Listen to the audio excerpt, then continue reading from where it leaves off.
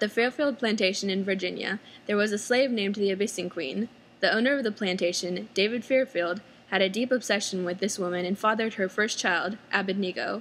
Her youngest child, Nicodemus, was fathered by a field slave. This angered the owner, and the Abyssine Queen's lover was immediately sold. After that day, the Abyssine Queen began teaching her boys how to escape the plantation. She made them both quilts that would help them along their way, and she told them stories about the outside world.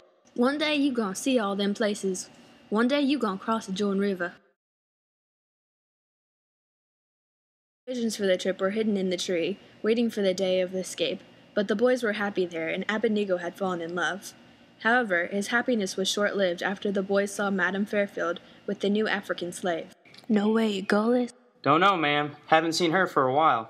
Know why? Don't know, ma'am. Madame Fairfield had rented her out to a bordello in Charleston. Learning this, Abednego and Nicodemus set their escape in motion.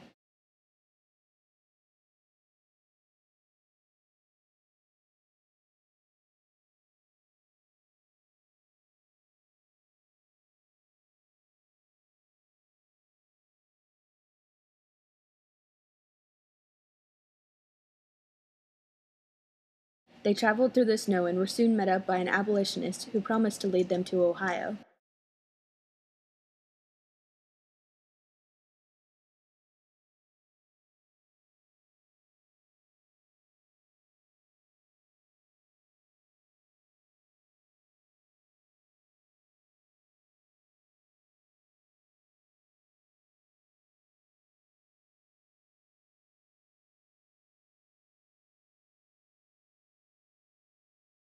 This river looks like the Kanawha River. That's because it is. And you're not an abolitionist. No, I'm not. The boys fought the slave hunter and left him for dead. Unfortunately, when they left, they also left Abednego's quilt. They walked until they finally came to a river.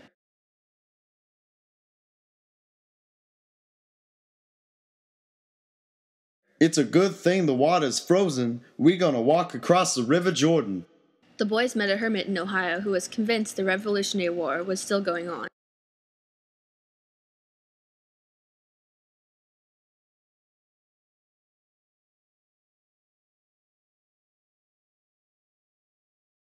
We're gonna beat them Brits. The hermit kept the boys as slaves, though Ohio was a free state. The boys humored him because he took good care of them and nursed them back to health.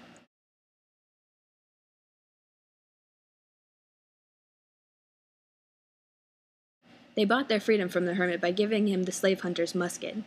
They continued on their journey to freedom.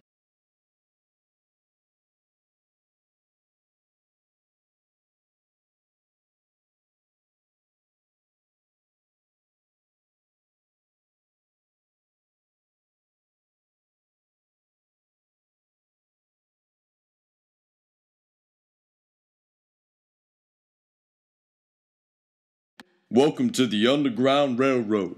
Calm down. And next time remember it ain't the smartest thing to play music if you's trying to hide. The man's name was Birdman. He promised to take the boys to Athens.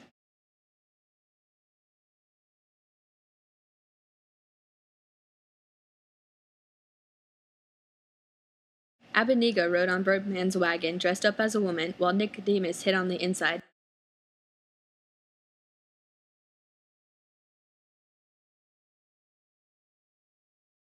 They made it to Athens like this and stayed with a Quaker.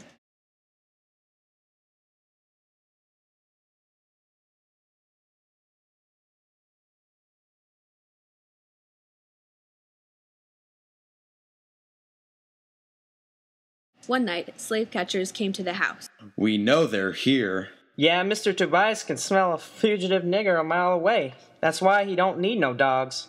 There's no one here, just me and my wife. And some parcel that Birdman deposited. Search the house!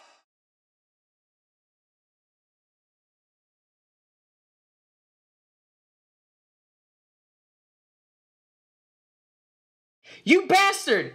You killed my 500 big ones! After Nicodemus's death, Abednego built a life in Athens.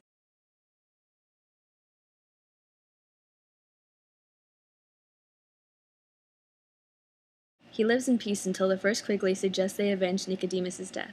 After Birdman is sold into slavery, Abednego takes action. We gotta do something. About what? Birdman. Nicodemus. You was right, Niall. We gotta find Tobias.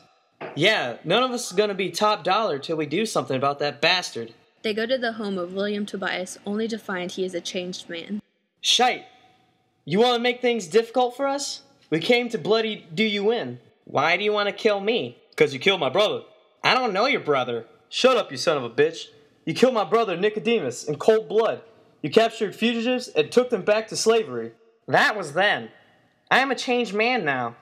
I renounced that sinful life years ago. I disavowed all belief in slavery and in the inferiority of any race of God's people. I have the inner light. God has forgiven me. That ain't gonna bring my brother back. Quickly shoots Tobias after Abednego, so they will share the pain. The men would forever be haunted by their actions. They killed a man kneeling down in prayer.